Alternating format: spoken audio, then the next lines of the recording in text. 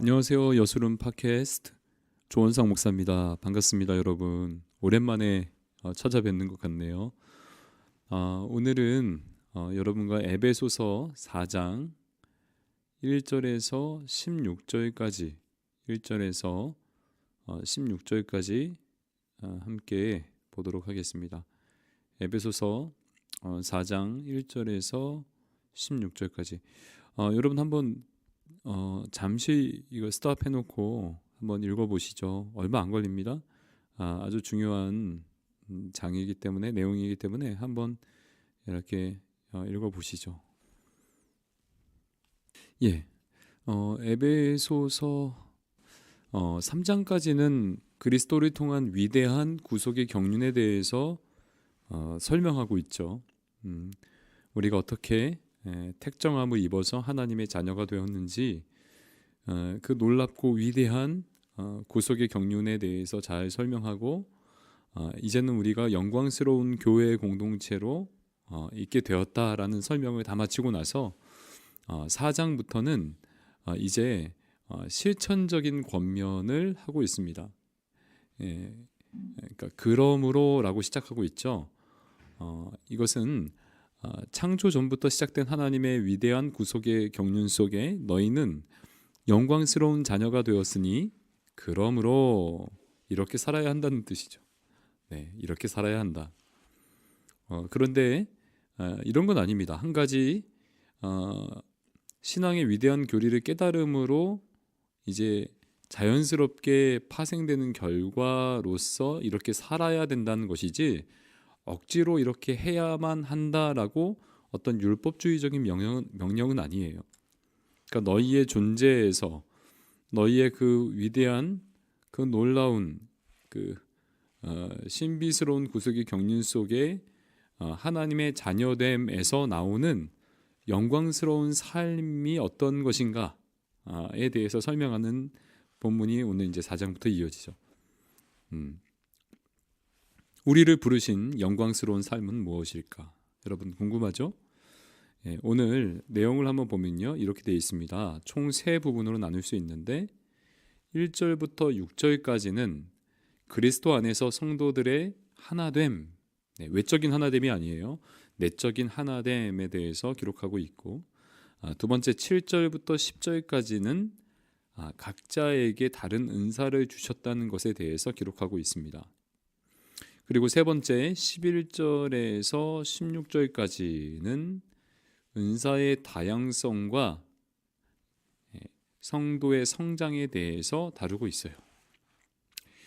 다시 1절부터 6절까지는 하나됨, 7절부터 10절까지는 각자에게 다른 은사를 주심, 11절부터 16절까지는 은사의 다양성과 공동체의 성장에 대해서 말해주고 있죠.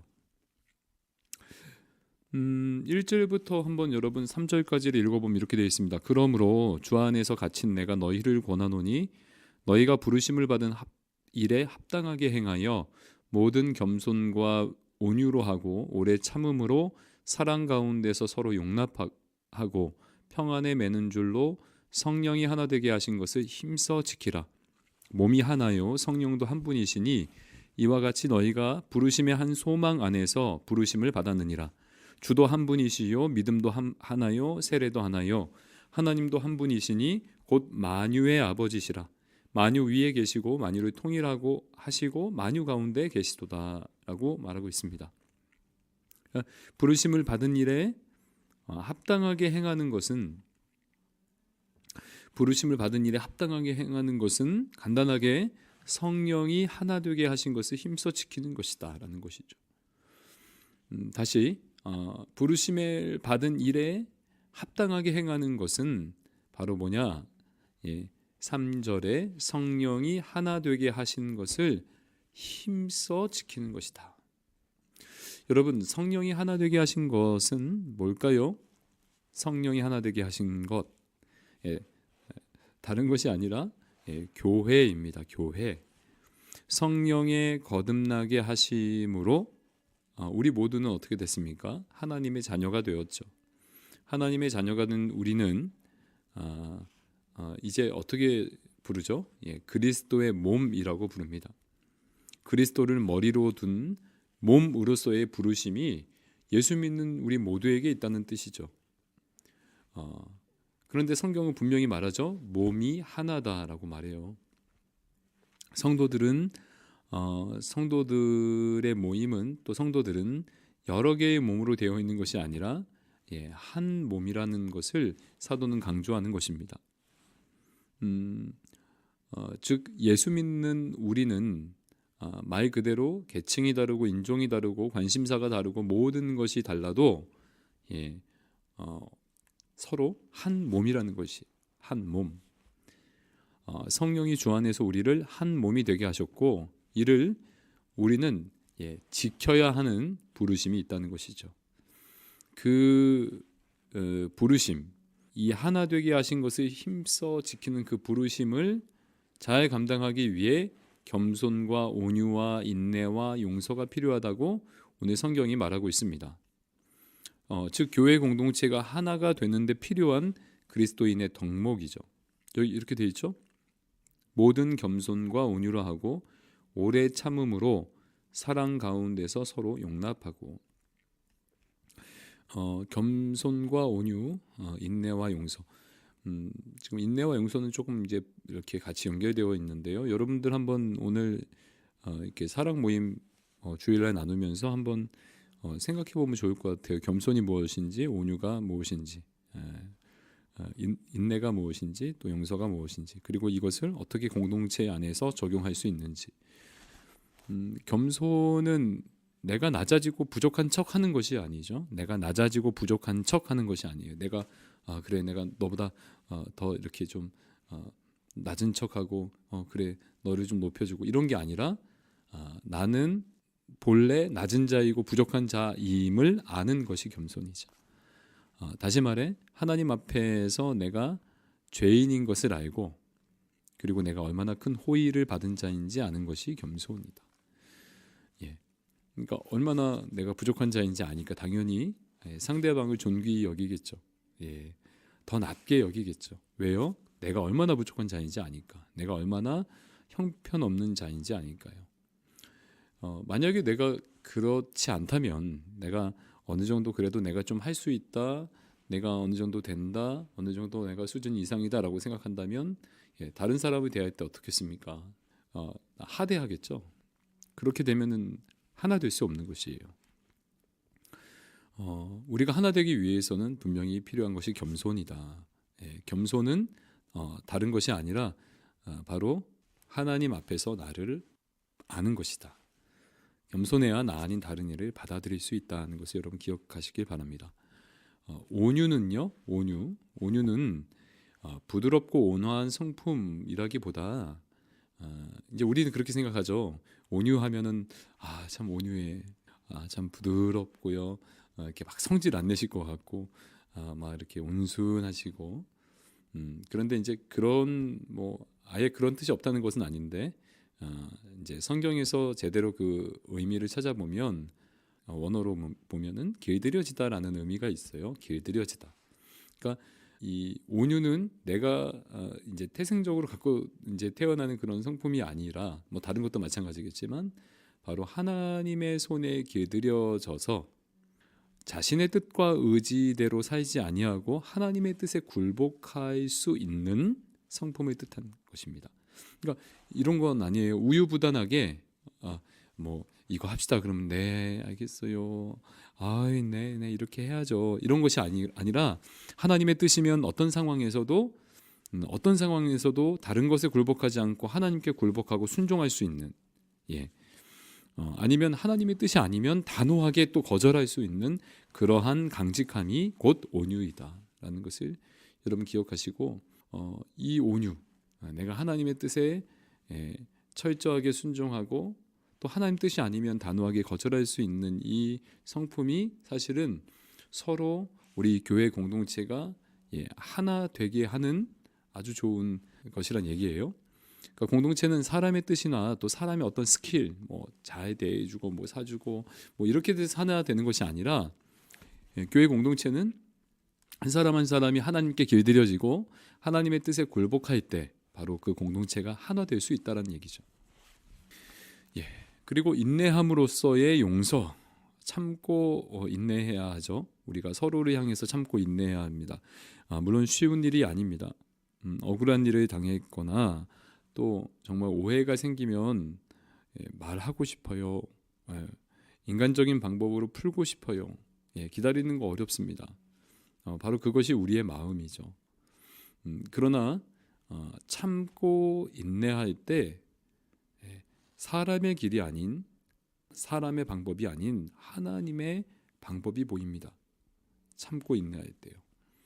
내가 기다릴 때, 기도하며 기다릴 때 어떤 관계의 실타래를 하나님이 풀어주시는 것을 경험하게 됩니다. 내가 풀려고 하면요, 내가 해결하려고 하면 더 꼬이고 더 시간 오래 걸립니다. 그러나 기다릴 때, 인내할 때, 오래 참을 때 하나님이 그 모든 것들을 풀어주시고 새롭게 하시고 또 갚아주시는 역사를 경험하게 되죠. 이제 그렇게 기다리면서 우리가 정말 해야 되는 것은 사랑 가운데서 서로를 용납해야 되는 것인데 이것이 정말 쉽지 않죠. 어렵죠. 그리스도께서 우리를 용납하시고 용서하셨듯이 우리도 서로 용납하고 용서하는 것이야말로 공동체를 정말 하나 되게 하는 것입니다. 그렇죠? 예수님도 제자들에게 내가 너희를 사랑한 것 같이 너희도 서로 사랑하라라고 하셨죠. 주님이 보여주신 사랑대로 우리가 서로 사랑해야 된다는 것이 사랑해야 하나 된다는 것인데 그것이 이게 쉽지가 않습니다. 그런데 이제 쉽지 않지만 첫 번째 단계로 이렇게 생각하면 좋을 것 같아요.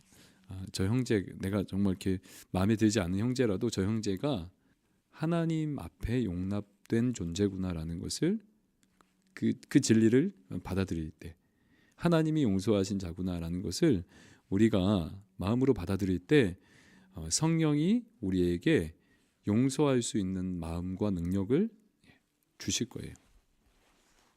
그렇죠? 아멘. 저 자매도 하나님이 용납하신 존재구나. 막 그냥 생각만 해도 미운 그런 지체 있잖아요. 그러나 그를 위해서 기도 한번 해보십시오. 기도. 미우니까 기도가 잘 안 나오죠. 그런데 이때 이제 필요한 게 이거예요. 하나님이 그를 용납하셨구나. 하나님이 그를 용서하셨구나. 하나님이 용서하신 자이구나라는 것을 기억하고 우리가 받아들이고 그를 위해서 기도할 때 하나님이 그를 용서할 수 있는 마음과 능력을 우리에게 주신다는 것이죠. 저도 잘 안 되는 것이지만 우리 여술은 지체들 가운데 그런 지체가 있다는 건 아니고 그런 게 쉽지 않다는 얘기죠. 쉽지 않지만 한번 저도 노력해 보겠습니다. 이렇게 서로 겸손하고 온유하며 인내로서 사랑 가운데 서로 용납한다면 한 몸 될 수 있는 것이죠. 하나 될 수 있는 것입니다. 하나됨을 지키는 것이에요. 바로 이것이 우리의 부르심입니다. 특히 오늘 이 사도 바울은 교회의 하나됨에 대해서 강조하면서 이어서 동시에 구성원들의 다양성 역시 무시하지 않습니다. 7절에서 10절까지 보면 이렇게 되어 있습니다. 우리 각 사람에게 그리스도의 선물의 분량대로 은혜를 주셨나니 그러므로 이르기를 그가 위로 올라가실 때에 사로잡혔던 자들을 사로잡으시고 사람들에게 선물을 주셨다 하였도다. 올라가셨다 하였은즉 땅 아래 낮은 곳으로 내리셨던 것이 아니면 무엇이냐. 내리셨던 그가 곧 모든 하늘 위에 오르신 자니 이는 만물을 충만하게 하려 하심이라. 그리스도께서 각 사람에게 분량대로 다양한 은사를 주셨고, 여러분 은사가 다 다르죠. 우리에게 주신 그 은사가 다 다릅니다. 그리고 그분은 그 다음 구절부터 조금 이제 이해가 쉽지가 않은데 이제 그분은 이게 이제 시편 68편 말씀을 인용한 거예요. 이제 그분은 모든 하늘 위에 오르신 자, 즉 부활 승천하여 하나님 보좌 우편에 앉아 바로 만물을 통치하시고 다스리는 분이라는 설명을 하는 거예요. 그러니까 그리스도께서 각 사람에게 다양한 은사를 주셨고, 그분은 만물을 통치하는 자다, 다스리는 분이다. 그러니까 다시 말해서 이런 거예요. 이는 만물을 다스리고 통치하는 분이 각 사람에게 은사를 주셨고, 그 은사를 통해 하나님 나라인 교회를 멋지게 세워 가실 것이다 라는 얘기죠. 무슨 말입니까? 교회 안에는 여러 다른 사람들이 있고 또 다양한 은사를 가진 사람들이 있는데, 만물을 다스리는, 통치하시는 그분이 각 사람에게 주신 그 선물의 분량대로, 그 다양한 은사대로 그것들을 사용하셔서 하나님 나라를 세워 가실 것이다라는 얘기죠.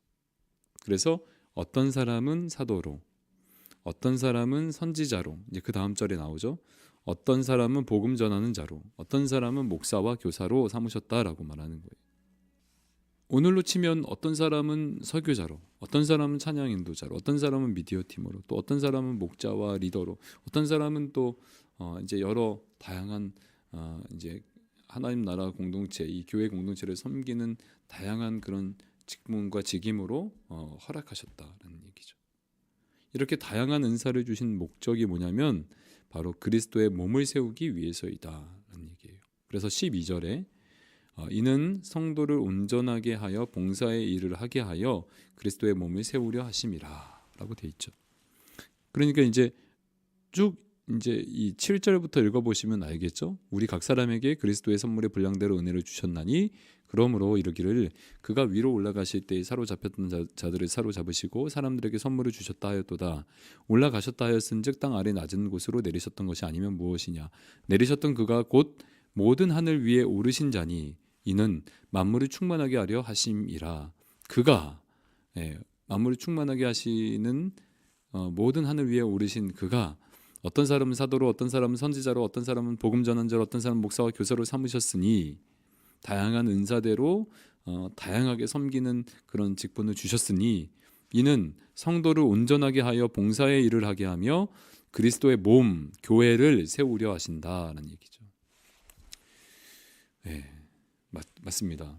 여러분, 우리 안에 단 한 사람도 쓸데없는 사람이 없습니다. 단 한 사람도요. 단 한 명이라도 교회 공동체에 아무 소용이 없는, 필요가 없는 사람이 없어요. 모든 사람이 몸에 모든 우리 한 몸 안에 여러 지체가 있죠. 손도 있고 발도 있고 눈도 있고 코도 있고 귀도 있고 여러 지체가 있잖아요. 그 여러 지체가 다양하죠. 다 다양해요. 그런데 이 모든 것들 중에는 필요 없는 것이 없다는 얘기죠. 필요 없는 것이 없다. 각 몸의 지체가 온전한 기능을 해야 완전한 몸이 되는 것입니다. 내가 아무것도 할 수 없는, 내가 몸이 불편해서 아무것도 할 수 없는 자는 어떻게 합니까? 그도 그 몸을 세워가는데 필요합니다. 왜요? 그는 또 섬김을 받는 것이죠. 섬김을 받는 것, 자기가 할 수 있는 것 안에서 하고 또 섬김을 받는 것으로 하나님께 영광이 되는 것이죠. 그리스도께서 각자에게 다양한 은사를 주심으로 교회가 하나의 몸이 되게 하셨던 것입니다. 자, 14절에서 15절 읽어보면 이렇게 되어 있습니다. 13절이네요. 13절 우리가 다 하나님의 아들을 믿는 것과 아는 일에 하나가 되어 온전한 사람을 이루어 그리스도의 장성한 분량이 충만한 데까지 이르리니 이는 우리가 이제부터 어린아이가 되지 아니하여 사람의 속임수와 간사한 유혹에 빠져 온갖 교훈의 풍조에 밀려 요동하지 않게 하려 함이라.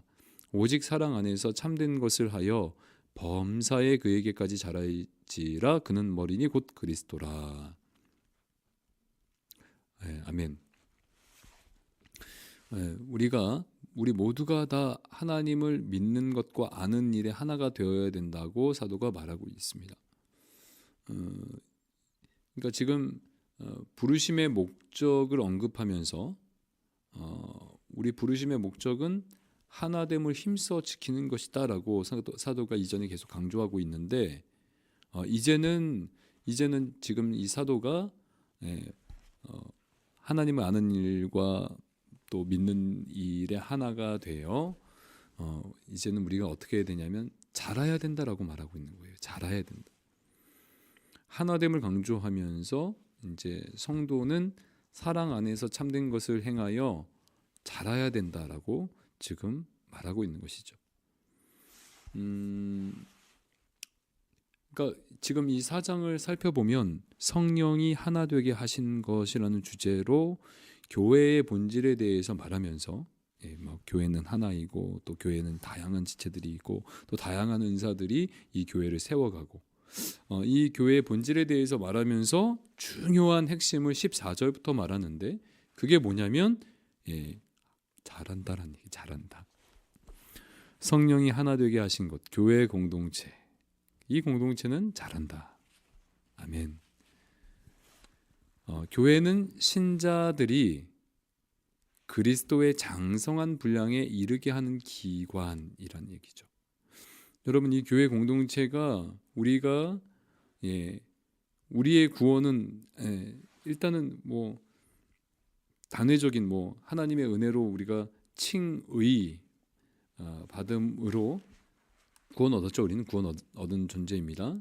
그런데 우리가 받은 구원의 특징은 뭐냐면 자라간다는 얘기죠. 이 존 칼빈이 그래서 교회를 신자의 어머니라고 했습니다. 어머니는 어떤 일을 해요? 양육을 하잖아요. 아이를 키우잖아요.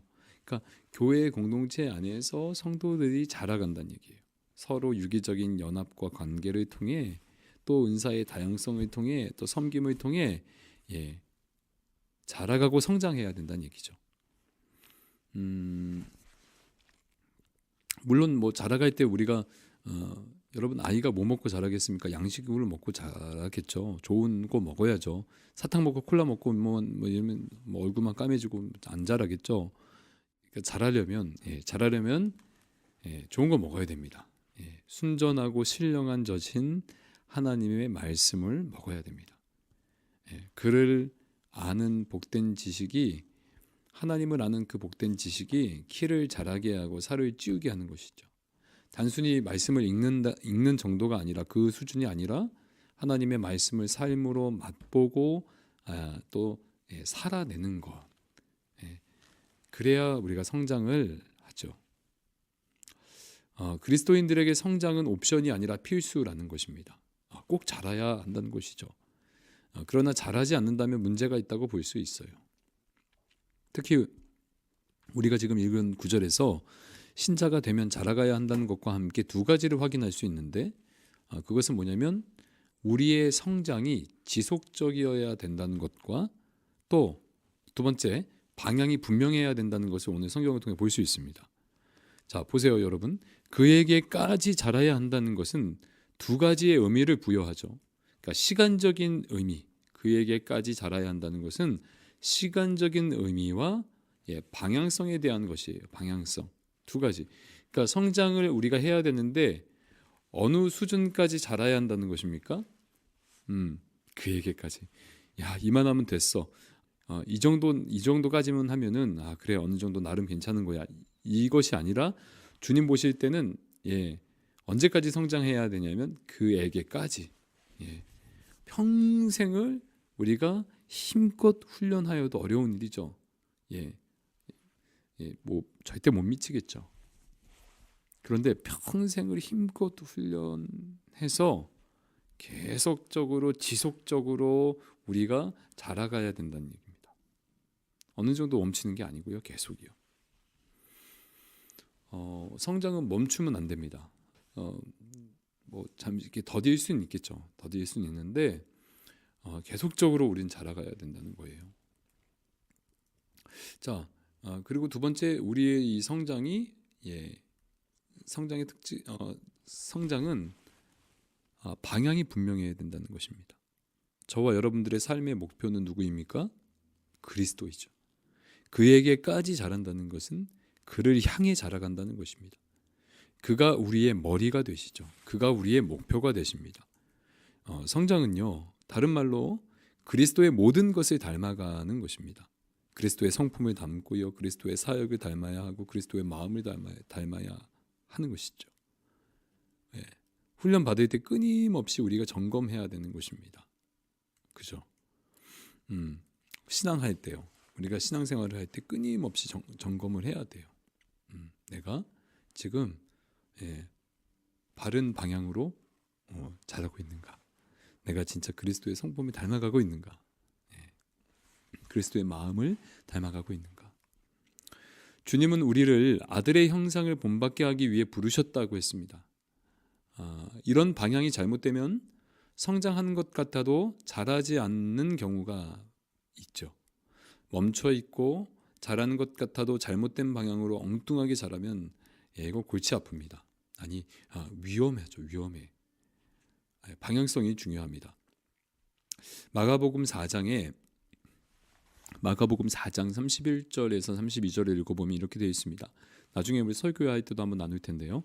겨자씨 한 알과 같으니 땅에 심길 때에는 땅 위의 모든 씨보다 작은 것이로되 심긴 후에는 자라서 모든 풀보다 커지며 큰 가지를 내나니 공중의 새들이 그 그늘에 깃들일 만큼 되느니라.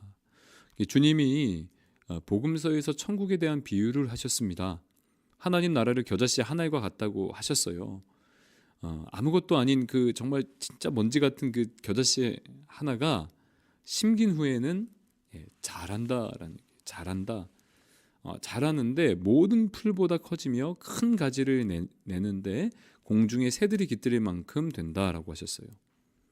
여러분, 그러니까 이것을 보고 우리가 많이 오해를 하는데 겨자씨 같이 작은 우리가 아주 큰 존재가 될 수 있다라는 그런 말일까요? 그것보다 겨자씨 같이 아무것도 아닌 우리가 주님의 손길이 닿으면 성장하고 자라는데 방향이 중요하다는 거예요.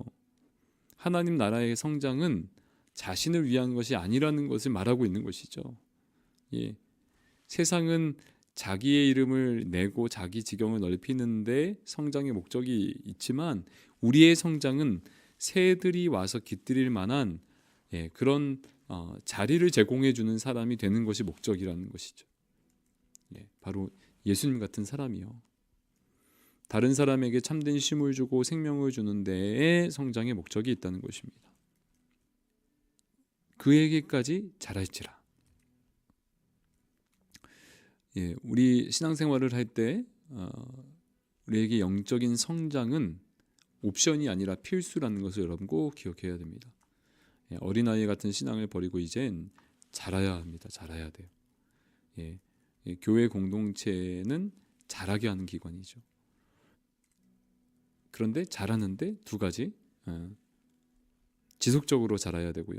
모든 영역에서 범사에, 사랑 안에서 범사에 모든 것을 모든 영역에서 자라야 하고, 또 방향이요, 그리스도를 향해 자라가야 합니다. 자, 오늘 말씀을 정리하면 두 가지 키워드로 정리할 수 있을 것 같습니다. 하나됨, 그리고 성장.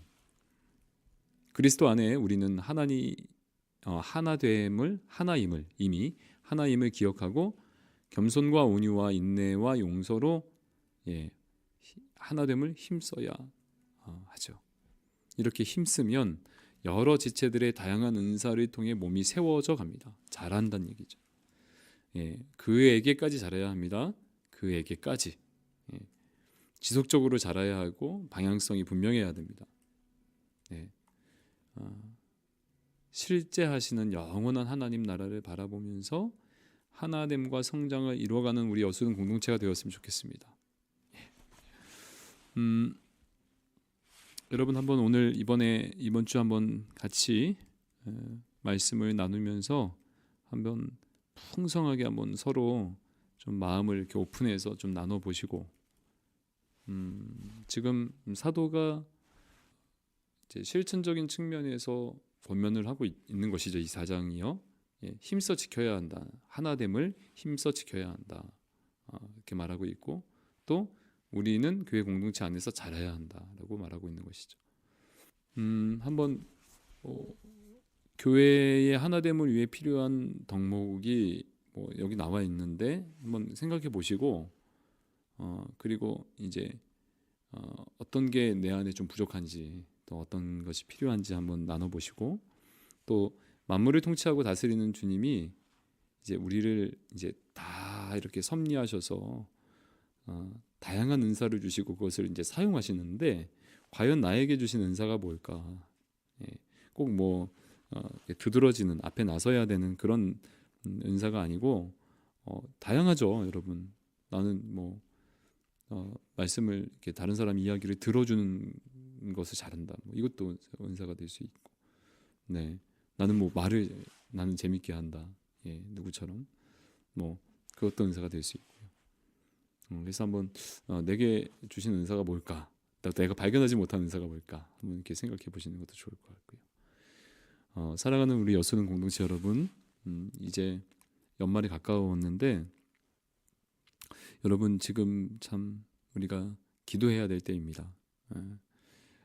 이 공동체가 또 다른 새로운 국면을 맞이할 텐데 이제 2021년도 이제 2020년도를 잘 마무리하면서 또 이제 위드 코로나 아니 코로나를 아주 극복해서 오버 코로나를 넘어서 새로운 국면을 맞이하게 될 텐데 여러분 이를 위해서 우리가 기도해야 돼요. 예. 주하나 좀 많이 나와주시고 또 여러분들 이렇게 공동체 마을 안에서 사랑 안에서 모일 때마다 기도에 힘쓰고 같이 막 뜨겁게 기도하면 분명히 하나님께서 우리에게 길을 보여주시고 또 우리를 성장하게 하시고 하나 되게 하실 줄 믿습니다. 네, 여러분 사랑하고 축복합니다. 좋은 나눔 되십시오.